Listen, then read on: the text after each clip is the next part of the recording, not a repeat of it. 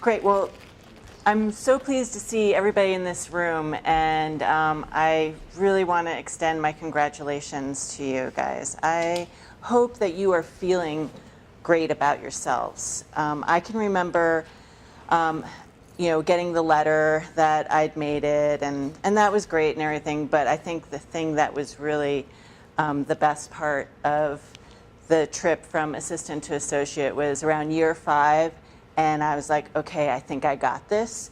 And then, just my faculty and the university, thanks, I'm getting told to project. The faculty and the university confirming that I did it. So really, you've got to enjoy that feeling because it can be fleeting. And I'm sorry, this might be a little bit of a downer, but it gets better, okay? My talk might be a little bit of a downer. Because I'm here to tell you that associate professors tend to be the most dissatisfied people at the university.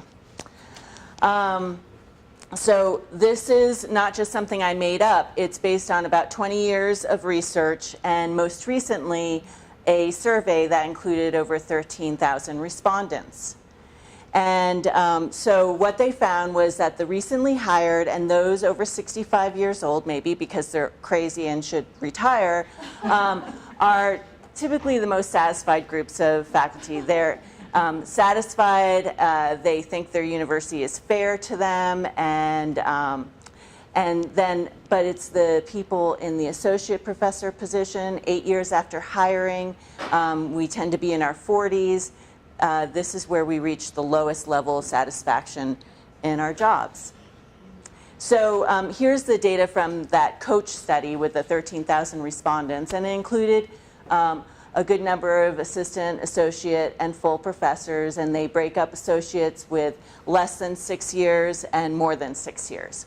And so if you look at the satisfaction, self-reported satisfaction of all of these respondents by age, you see this slightly U-shaped line here. And that's pretty typical for any industry. And so it might just be about age, right? But if you break it up by rank, what you see is the longer you stay an assistant professor, the more dissatisfied you become. I remember opening up boxes and building my lab and how much fun it was my first year. But then things started getting tough and maybe you get a little dissatisfied. But also in associate, you can see there's a dip in satisfaction for associates the longer that they stay in position. And then look at fulls, they tend to be just, happy, everything's fine. So you might say, well, maybe this is about age, and if you control for age, what you see is that the associates that are here for less than 6 years tend to be up there with the fulls, but anyone staying for more than 6 years at associate tend to lose satisfaction in their position. So why? Why is this happening?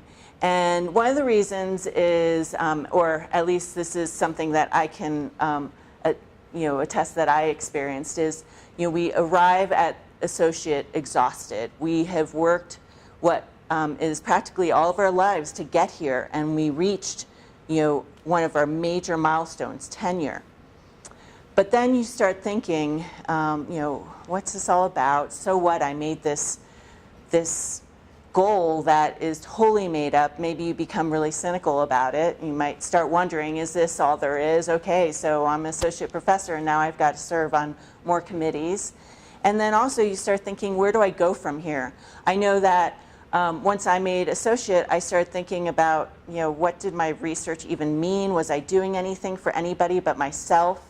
And I was kind of bored with the story I was telling over and over again in different papers. And so I have to say that I truly did experience this sort of slump. There's a number of different names for it: post-tenure malaise, slump, dissatisfaction, blues. You can call it PTDS. But, you know, with any syndrome like this, the most important thing is to take steps to avoid it, or if it happens to you, recognize it and get yourself out of it, right? And so why do we get disillusioned? And so one thing is, okay, we worked our butts off to get here, and we have a letter at the end of July saying we made it, and you might celebrate for a day with some emails to colleagues and mentors saying thank you, but then the pressure is right back. 10 days after making associate, you're asked to evaluate your peers, and you're just expected to do a lot more. As associate, you're going to get a lot more of the bulk of the administrative work. Unfortunately, the associates experience salary compression the most. The criteria for promotion might not be clear to you, especially after reading the faculty handbook. And then this is a time for a lot of us where child rearing or taking care of our parents suddenly gets dumped on us, or becomes the greatest. So some more reasons are, you think that once you make associate, you're supposed to have it all figured out, but you now realize that you don't know anything. I know I felt that way. And especially with the news these days and the cynicism about higher education, you might feel like the best days of academia are over, and that can depress you. And finally, and I mentioned that I felt this way too, that I'd mined my area of research for all that I could, and I had nowhere left to go. So don't worry, it gets better. So you can escape it, and I am recommending this approach where you recover, reset, and plan. And so first of all, I want to encourage you to do more than just celebrate for a day, especially this first year.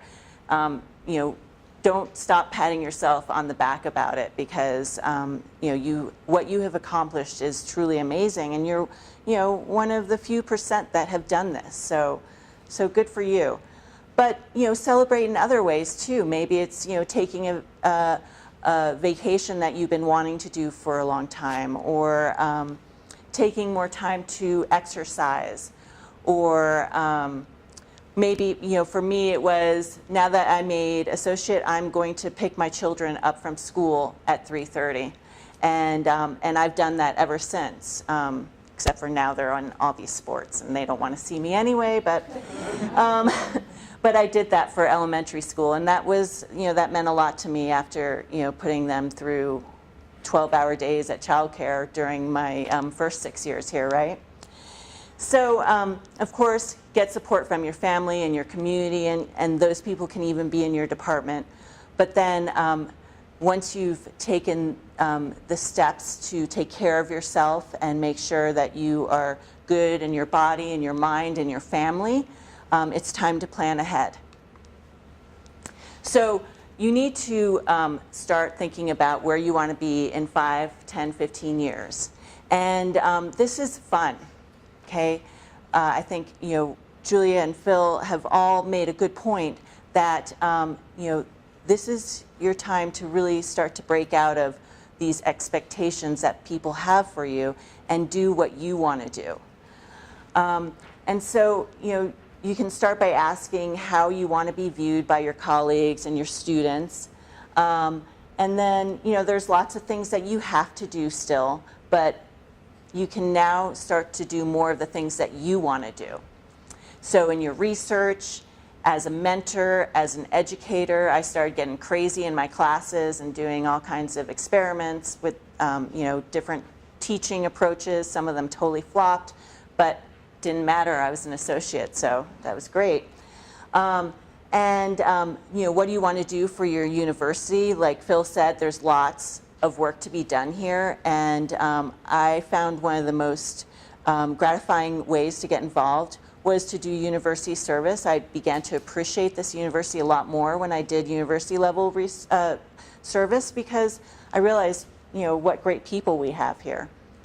And then, think about what you want to do as a community and then as a person, and don't forget this one. And so, for promotion, that's the short-term goals, but that's about making your next goal your final goal, probably. I mean, in that, in those steps to academia. But you need to think more than just 5, 10, 15 years, and you might think about the 50-year plan. And the 50-year plan, again, gives yourself a break. It's not about hitting every single semester hard and achieving incredible feats every single semester. We're all going to have semesters where things didn't work out, or we weren't as productive as we wanted to be, or we had a bad semester teaching. And I want to encourage you to give yourself a break, that you're not just here for another 6 years. You're probably here for another 10, 20, maybe 30 years, and keep that in perspective, that you're going to have bad semesters, but overall you're going to achieve great things. So your next step in your, after you have sort of performed this vision quest of who you want to be in the next stage of your career, is to begin to plan for promotion, and it's not too early. So what I would recommend that you begin to do over the next couple of years is meet with colleagues in your department, senior colleagues in your department, and ask them what they expect for promotion to full. And then more importantly, meet with your chair and go over what he or she believes the expectations are for promotion to full, and begin to make a plan. Year by year, what are the things that you want to achieve in order to make it to full? And that would include, levels of productivity, teaching, but also what kind of service do you want to do to show that you are that mature person that, that should rise to the level of full professor. Okay, and then finally, I want to encourage you to, don't be hesitant to ask for help from your colleagues and from other members of the university community. I know that a lot of us are the kind of people that don't ask for help, and we got here because of us and we don't need any help, but sometimes you do have to ask for others in your department or in the university to give you some guidance, so do it. And then finally, I just want to list some resources here that I think of them as, taking care of the body, the mind, and the soul. So, for exercise, we have great access to the gym and classes here. Cars, if you do really get into a slump, maybe they can help you. And then finally, for writing and productivity, professional coaches might be a way to help you. And remember that Advance has these writing workshops with Dr. Lynn Bean, and I encourage you to join those. I did a little bit of that last semester, and it was the last semester? Yeah, and it was really helpful to me. So with that, can I take any questions?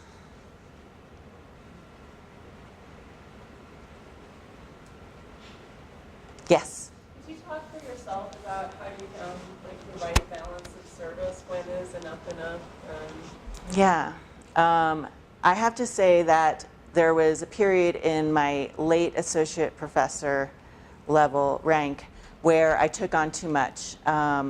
I became the associate professor of our department, and it started off great, but towards the end, I suddenly felt like I was spinning out of control. And so ever since then, I've worked really hard not to get there again. And I guess questions I ask myself, and you can do this now as an associate professor, is this job going to do something for me? Am I going to get something out of it? It could be, new equipment for for your research, because we're going to hire somebody that is aligned with your research interests. Or, or it could be something along the lines of, I'm going to learn a new technique that might prepare me for the administrative work that I might want to do once I reach full. So I just always try to ask myself, is this something that I'm going to get something out of? And then I also put like a numerical limit on the number of things I'm doing at a time. And I try to diversify it too. So, yeah. Just out of curiosity, what is that number? Well, so one thing I try to do, I have 2 kids, so I try to travel no more than once a month. And I try to take on only one big committee obligation per year, and then I do 2 more like fun and easy committee things. So for this year, I'm chairing a search, and then I have 2 other committees that are fun and easy.